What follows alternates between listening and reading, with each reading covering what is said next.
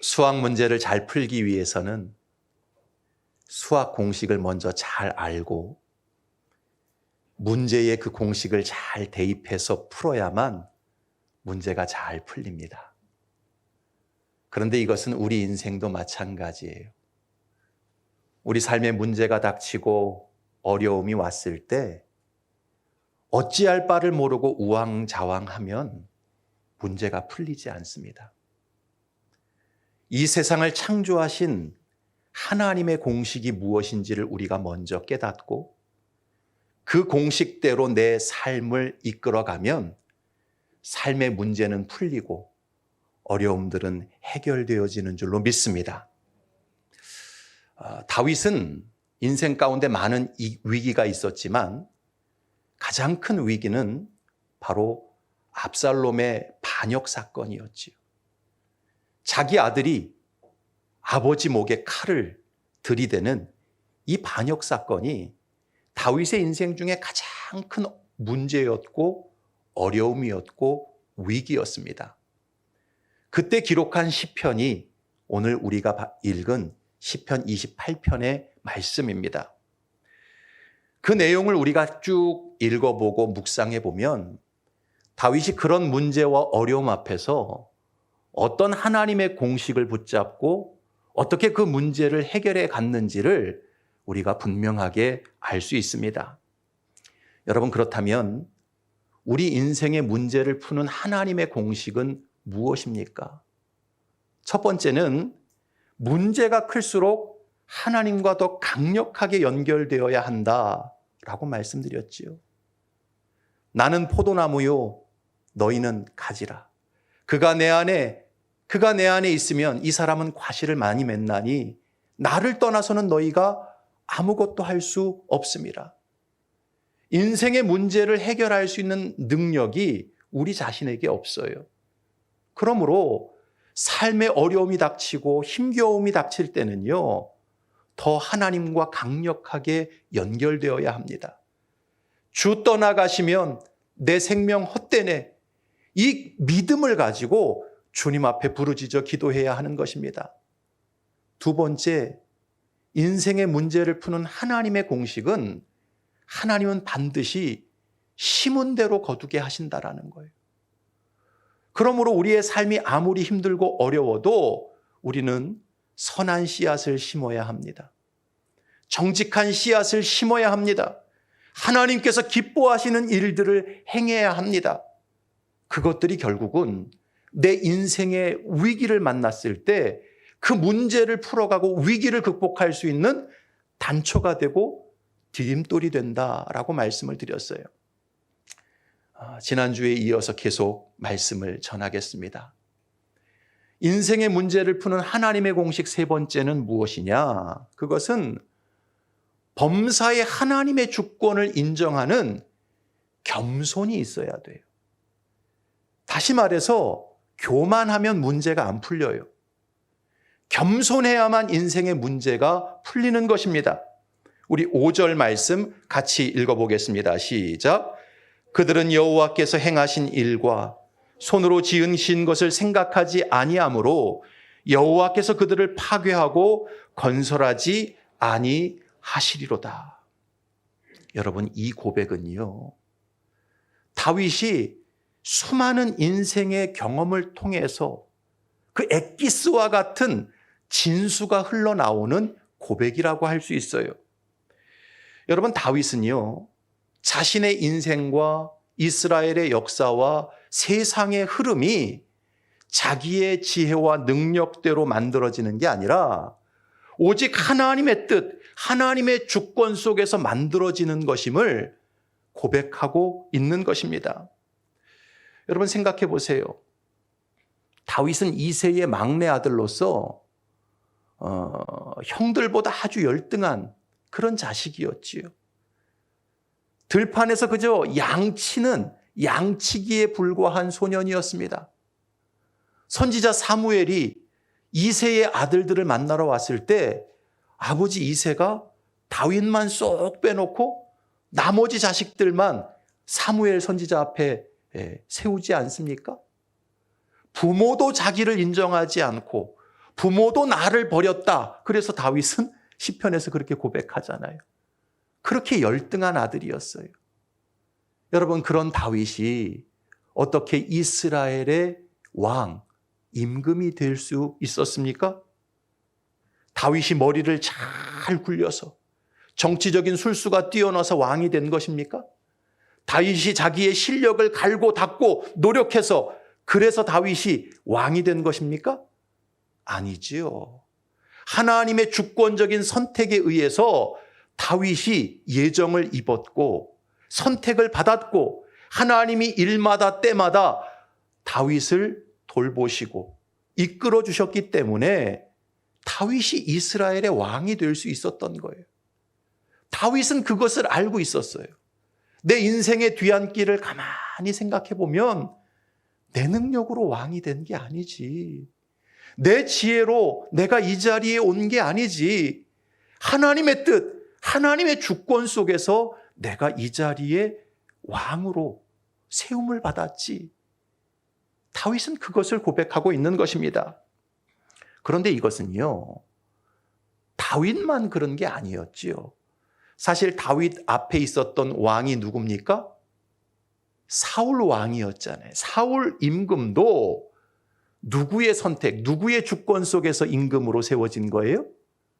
하나님의 주권, 하나님의 뜻 속에 이 사울도 왕으로 세움을 받았던 것입니다. 그래서 다윗은요, 아무리 이 사울이 미치광이 노릇을 하고 악행을 저질러도요, 이 다윗 스스로가 사울의 생명에 손을 대지 않습니다. 그 이유가 뭡니까? 이 사울을 누가 세웠어요? 하나님이 세우신 거예요. 내 마음에는 너무 안 들어요. 그 하는 짓이 너무나 밉고 그냥 확 끝내버리고 싶은 마음이 있어요. 하지만 그 사울을 세운 사람이 누구예요? 하나님이세요. 그러다 보니까요, 그 영역은 내가 손댈 수 있는 영역이 아니다. 하나님이 사울을 왕으로 세우셨으니 그 생명의 주권은 하나님께 있다. 하나님이 세우셨으니 하나님께서 하나님의 때에 처리하실 것이다. 이 하나님의 주권에 대한 겸손한 마음이 이 다윗에게는 늘 있었습니다. 그래서 우리가 매일의 만나를 통해서 계속 살펴본 바와 같이 다윗이요, 사울을 죽일 수 있는 기회가 2번이나 있었잖아요. 엔게디 동굴에서 볼일 볼 때 그저 한 방, 칼로 한 번만 내려치면 죽일 수 있었는데 죽이지 않지요.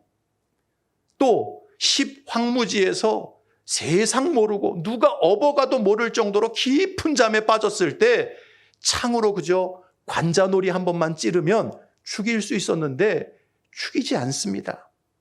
왜냐하면 어찌됐든 저찌됐든 사울이 지금 왕으로 있는 것은, 왕으로 통치하고 있는 것은 여호와께서 행하신 일이요 그 손으로 지으신 일이라고 하는 겸손한 고백이 그에게 있었기 때문입니다.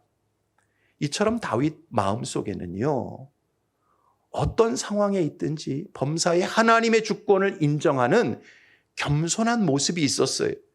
그래서 하나님께서는 다윗의 그런 모습을 기뻐하셨고 모든 위기에서 건져주셨던 것입니다. 그런데 지금 이 시편 28편이 어떤 배경이라 그랬어요? 압살롬이 반역을 일으킨 상황이라고 말씀드리지 않았습니까? 이 압살롬과 그 압살롬을 따르는 무리들은요, 어떤 행태를 보이고 있어요? 하나님의 주권을 전혀 인정하지 않고 무시하는 행태를 보이고 있더라는 거예요.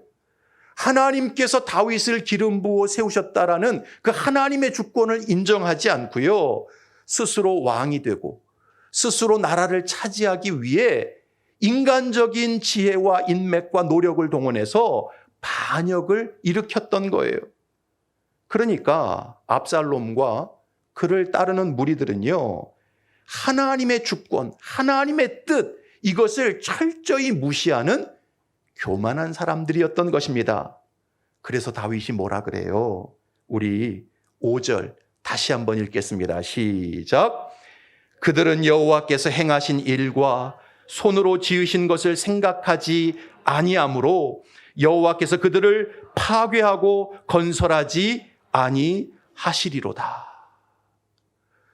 하나님의 주권을 무시하는 그 교만한 사람들은 결국 하나님께서 파괴해버리고 다시는 건설시키지 않으실 것이다.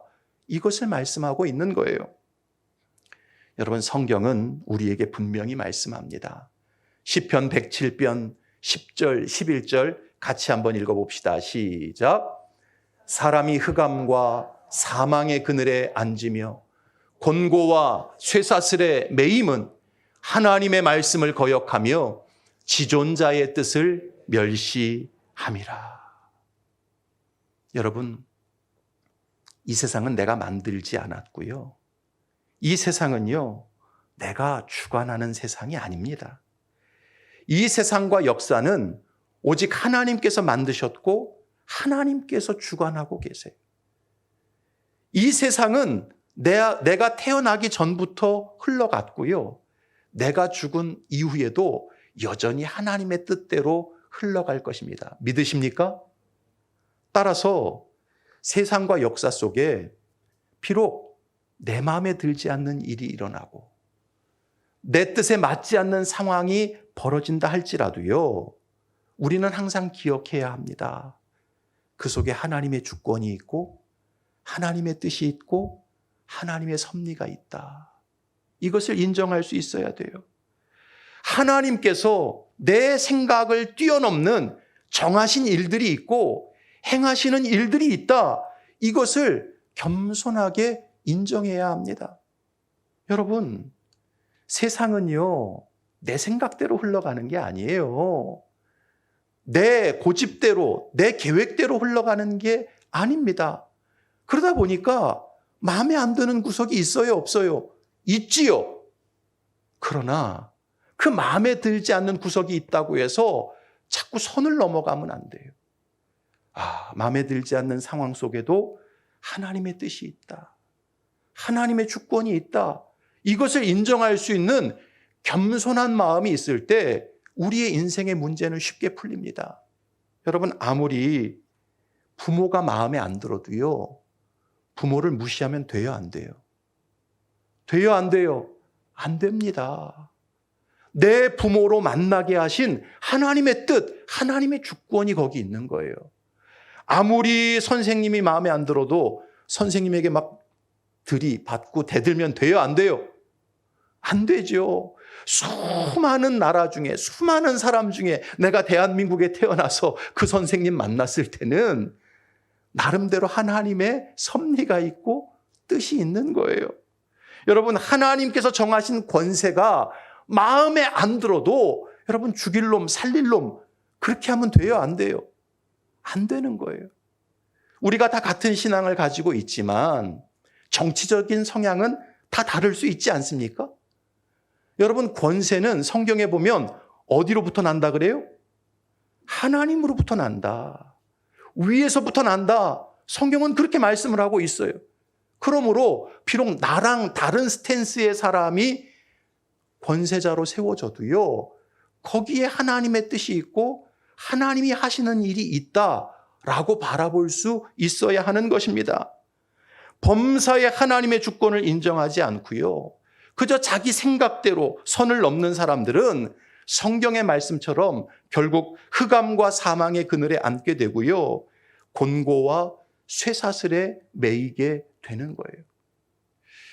예전에 어떤 신문을 보니까 미국 교도소에 죄를 짓고 들어가 앉아있는 사람의 숫자가 730만 명이다라는 통계가 나온 걸 봤어요. 이야, 많지요. 한 3억 정도 되는 인구 중에 730만 명 정도가 죄를 짓고 교도소에 들어가 앉아 있다는 거예요. 왜 그 사람들이 죄를 짓고 교도소에 들어와 앉아 있는가? 그걸 조사해 봤더니요, 그 이유가 92%가요, 참지 못하는 마음 때문에 결국은 죄를 짓고 교도소에 들어와 앉아 있더라는 거예요. 내 마음에 안 들면 그냥 쏴서 죽여버리는 거예요. 내가 갖고 싶은 마음이 있으면 사람을 죽여서라도 훔쳐서라도 내가 그걸 갖는 거예요. 절제하지 못하는 마음 때문에 결국 그 730만 명의 사람들이 거의 대부분 교도소에 들어와 앉아 있더라는 거예요. 여러분, 참지 못한다라는 거, 절제하지 못한다라는 것은 결국 내가 교만하다라는 거죠. 내 마음대로 살겠다라는 거 아니겠습니까? 이 세상의 임금, 이 세상의 왕이 나다. 이런 전제가 있으니까 참지 못하고 절제하지 못하는 것 아니겠어요? 하나님의 주권을 인정하지 않고 내 멋대로 선을 넘는 그 교만한 마음 때문에 결국 범죄자가 되고 교도소에 들어와서 그렇게 묶여있는 인생을 살게 되더라는 거예요. 여러분, 하나님께서 정하신 것들이 있어요. 이 세상 속에는. 하나님께서 이끌어 가시는 섭리가 있습니다. 이것을 인정하지 않고 그저 내 생각, 내 감정, 내 기분대로 자꾸 선을 넘게 되면요, 흑암과 저주에 떨어질 수밖에 없어요. 아무리 내가 힘들고 어려워도 이 상황 속에 하나님이 하시는 일이 있다. 하나님이 나를 빚어가시는 섭리가 있다. 겸손한 마음으로 주의 주권을 인정하는 사람들에게는요, 평안이 오고 영광이 임하게 되는 것입니다. 할렐루야. 예전에 우리나라에 IMF가 왔을 때 수많은 기업들이 부도가 나고 많은 회사의 그 직원들이 정리해고를 당하는 일들이 있었지요. 그 당시에 어느 큰 회사에 수석 전무로 일하고 계시는 장로님이 한 분 계셨는데요. 이 장로님은 참 믿음이 신실하셔서 그 회사 내에서도 믿는 직원들을 이렇게 조직을 해서 신우회 활동도 하시고요.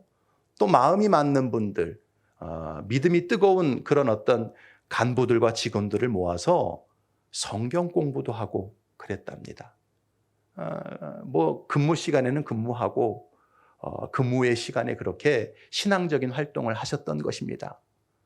그런 상황에서 IMF가 터지게 되었고 그 회사에서 많은 임원들과 직원들을 또 정리해야 하는 그런 상황이 벌어진 거예요. 그 칼자루를 누가 졌느냐? 이 수석 전무였던 장로님이 쥔 거예요. 그래서 1차적으로 정리해고 대상자 명단을 쭉 리스트업을 했는데 그 명단에 보니까 마침 자기랑 함께 신우회 활동도 하고 성경 공부도 했던 중역 한 사람이 그 명단에 들어가 있는 것입니다. 여러분이 수석 전무 자리에 있으면 그분 빼려고 노력하겠습니까? 그 명단에 그냥 두려고 노력하겠습니까? 그렇잖아요. 팔이 안으로 굽는다고 그래도 나름 신우회 활동하고 같이 성경 공부했던 주역인데 어떻게든 그 사람 살리려고 백방으로 노력을 했는데요. 회사 사정과 이런저런 상황 속에서 도무지 그 중역의 명단을 뺄 수가 없었답니다.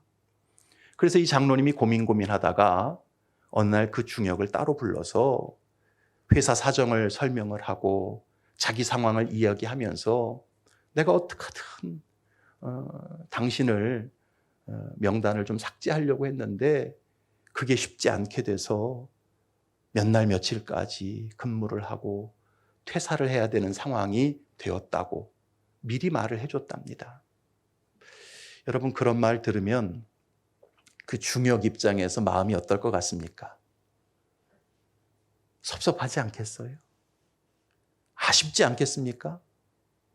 장로님, 그래도 저랑 신우회 활동하고 성경 공부도 같이 했는데 제 이름 그거 하나 못 빼주십니까? 너무하십니다. 원망할 수 있잖아요. 그런데요, 그 중역이 그 전무하시는 장로님께 그렇게 말씀을 했대요. 전무님, 여기에도 다 하나님의 뜻이 있겠지요. 지금까지 좋은 회사, 좋은 장로님, 좋은 전무님과 함께 일할 수 있어서 너무 감사했습니다. 떠나는 날까지 회사에 누가 되지 않도록 제가 최선을 다하겠습니다. 그러더라는 거예요.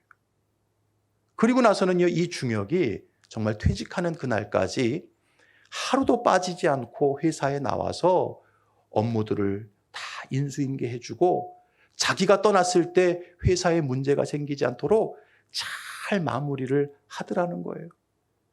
여러분, 보통 그런 통보 받으면 한 2, 3개월은 그냥 노는 거 아닙니까? 회사 월급 따박따박 받으면서 그냥 그렇게 자기 시간 쓰는 거잖아요.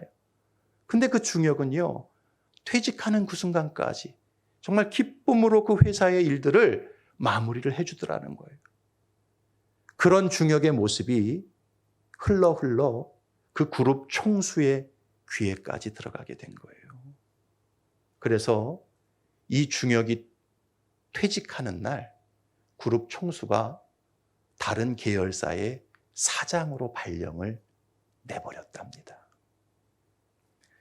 사랑하는 성도 여러분, 우리 인생에는 거저 만나는 일이 없어요. 때로는 불합리해 보이고 때로는 답답하게 느껴지는 그 사건 속에도 하나님께서 행하시는 일들이 있습니다. 따라서 범사에 하나님의 주권을 인정하고 여기에도 하나님의 뜻이 있다. 하나님의 때가 되면 변화될 것이다.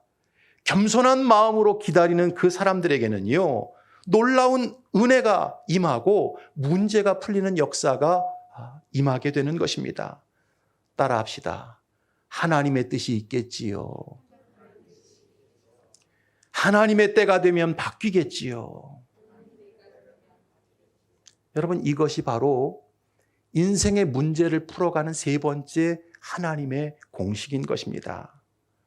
바라기는 저와 여러분들이 삶 속에 만나는 때로는 힘들고 어렵고 고통스러운 그 상황 속에서 원망하지 말고 불평하지 말고 내 생각과 감정대로 자꾸 돌파하고 선을 넘지 말고 여기에도 하나님의 뜻이 있을 것이다. 하나님의 때가 되면 바뀔 것이다. 하나님의 주권을 인정하는 겸손한 사람이 되실 수 있기를 바랍니다. 그러면 하나님께서 가장 좋은 때에 가장 좋은 방법으로 삶의 문제를 풀어주실 것입니다. 마지막 네 번째로 인생의 문제를 푸는 하나님의 공식은 따라합시다. 모든 상황 속에서 하나님을 찬양해야 한다. 우리 6절부터 9절 말씀 같이 읽겠습니다. 시작. 여호와를 찬송하며 내 간구하는 소리를 들으심이로다. 여호와는 나의 힘과 나의 방패이시니 내 마음이 그를 의지하여 도움을 얻었도다. 그러므로 내 마음이 크게 기뻐하며 내 노래로 그를 찬송하리로다. 여호와는 그들의 힘이시요 그의 기름 부음 받은 자의 구원의 요새이시로다. 주의 백성을 구원하시며 주의 산업에 복을 주시고 또 그들의 목자가 되시어 영원토록 그들을 인도하소서. 시편에 보면 다윗이 지은 시들이 참 여러 개가 있는데 그 내용들을 우리가 살펴보면요, 다윗은 현실에서는 아직 문제가 해결되지 않았어요. 현실에서는 아직 괴로움과 고통이 여전히 남아 있습니다.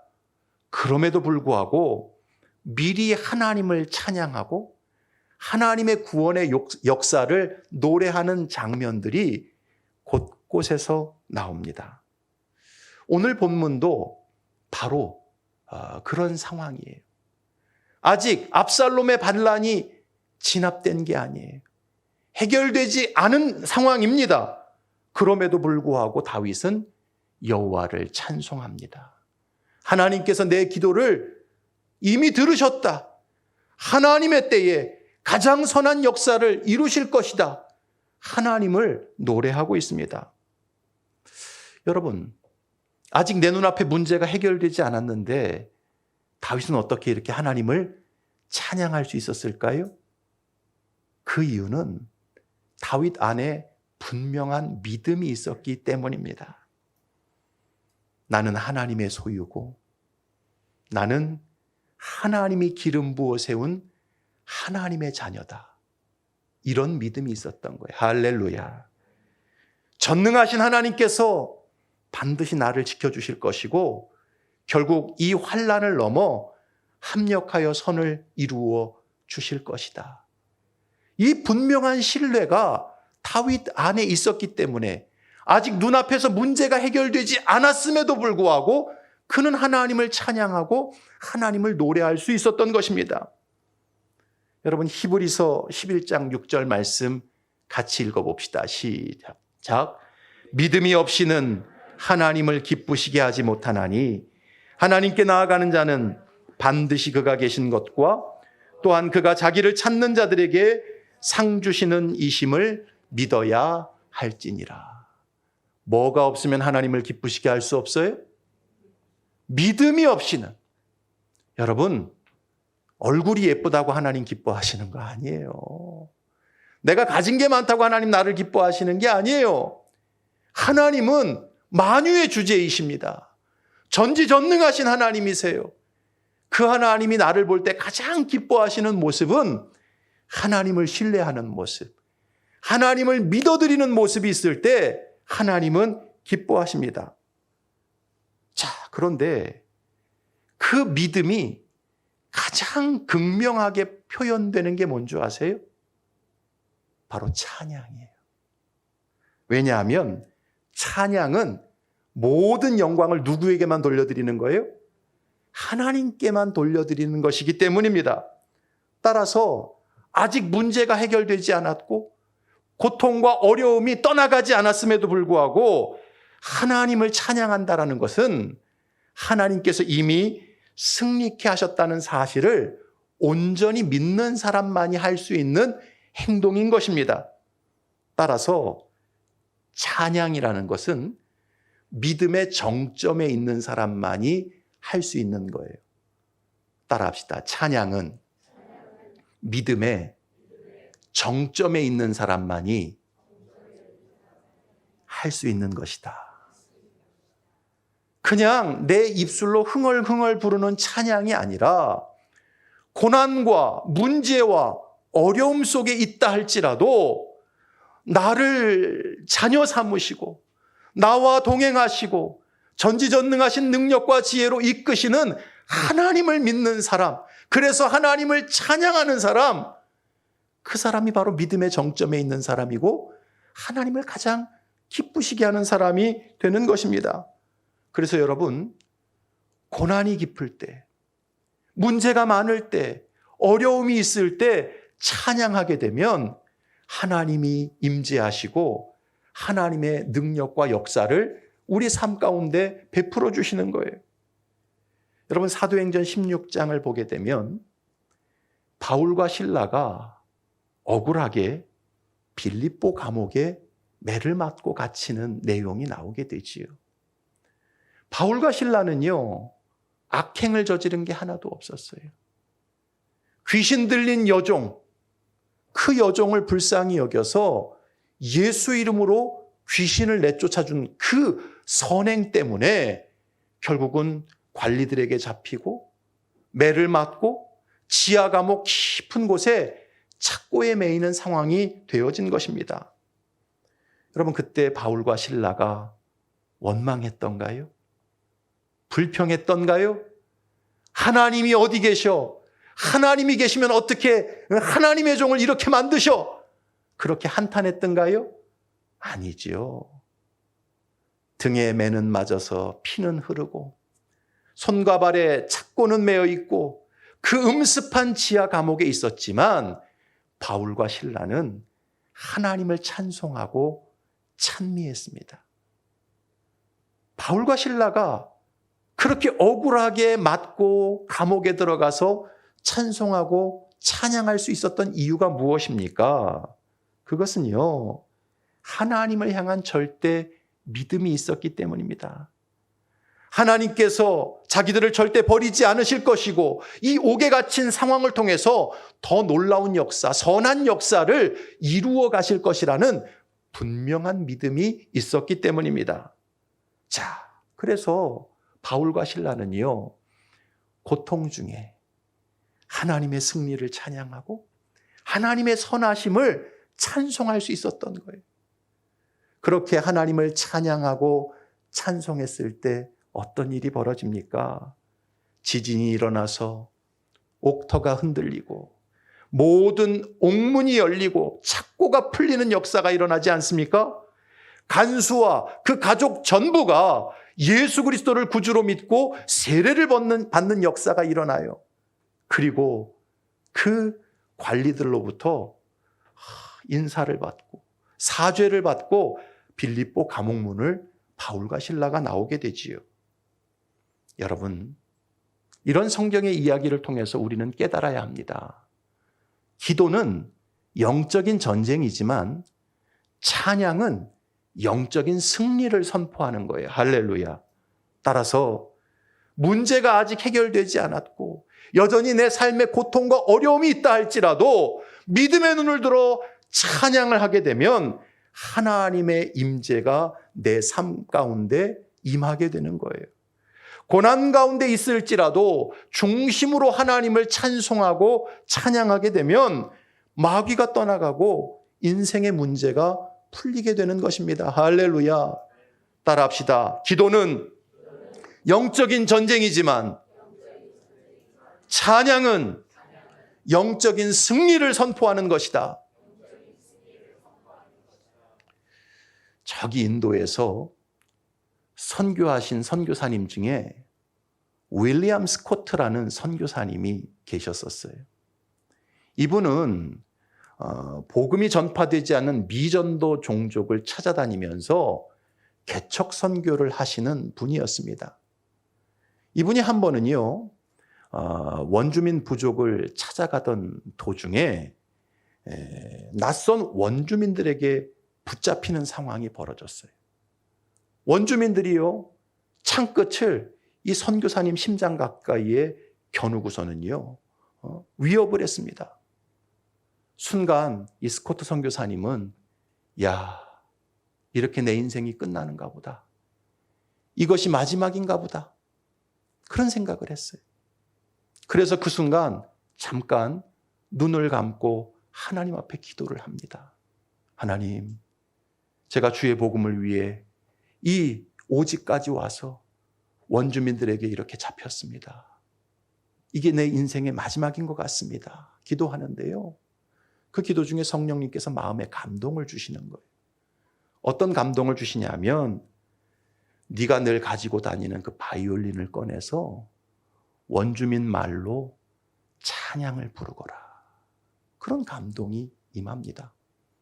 그래서 그 상황 속에서 참 어려운 상황이지만 이 스코트 선교사가 자기 바이올린을 꺼내가지고 바이올린을 키면서 원주민 언어로 찬양을 합니다. 어떤 찬양을 했느냐? 찬송가 36장.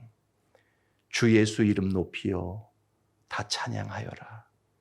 금면류관을 들여서 만유의 주 찬양. 금면류관을 들여서 만유의 주 찬양. 이 찬송가 36장을요, 바이올린을 켜면서 1절부터 4절까지 다 불렀어요. 그리고는 지그시 눈을 감고 이제는 끝이구나 포기하고 있는데요, 아무 일도 일어나지 않는 거예요. 눈을 떠서 보니까 자기에게 창을 겨누고 있던 원주민들 눈에 눈물이 그렁그렁한 거예요. 그 중에 한 사람이 이 스코트 선교사에게 묻습니다. 도대체 금면류관을 받으실 분이 누굽니까? 높임을 받으실 분이 누굽니까? 그분이 누군지 우리에게 좀 알려주십시오. 이 스코트 선교사가요, 그 일이 계기가 되어서 그 원주민 마을로 가게 됩니다. 그리고 그들과 함께 오랜 시간 함께 하면서 예수 복음을 전하고 말씀을 가르치면서 그 부족민들을 주님께로 인도하는 놀라운 일을 행하게 됩니다. 사랑하는 성도 여러분, 모든 방법이 안 통하고 이제 끝났다는 생각이 들고 길이 막혔을 때 믿음의 눈을 들어 하나님을 찬송하실 수 있기를 바랍니다. 찬양하고 찬송하면 살 길이 보이게 되어져 있고요, 소망의 빛이 임하게 되어져 있어요. 왠 줄 아십니까? 시편 22편 3절 말씀 같이 읽어봅시다. 시작. 이스라엘의 찬송 중에 계시는 주여, 주는 거룩하시니이다. 하나님이 어디에 계십니까? 이스라엘의 찬송 중에 함께 계십니다. 할렐루야. 하나님의 택한 백성들이 하나님을 찬송하고 찬양할 때 주님은 거기 임하시고 그들과 함께 하시고 그들의 문제를 돌보시고 우리의 인생을 새롭게 하시는 것입니다. 할렐루야. 그러므로 인생의 문제를 푸는 가장 강력한 공식은 믿음의 눈을 들어 하나님을 찬양하는 것입니다. 하나님이 나와 함께 하고 계시고 나를 사랑하고 계시고 지금도 나를 돌보고 계시고 합력하여 선을 이루신다는 분명한 믿음을 가지고 찬송하실 수 있기를 바랍니다. 그 찬송 속에 하나님의 임재가 강력하게 임할 것이고 인생의 모든 절망은 소망으로 바뀌고 인생의 문제는 하나님께서 봄눈 녹듯 해결해 주실 것입니다. 이런 놀라운 역사를 체험하는 우리 거룩한 세마포교회 모든 권속들 되실 수 있기를 주님의 이름으로 축원합니다.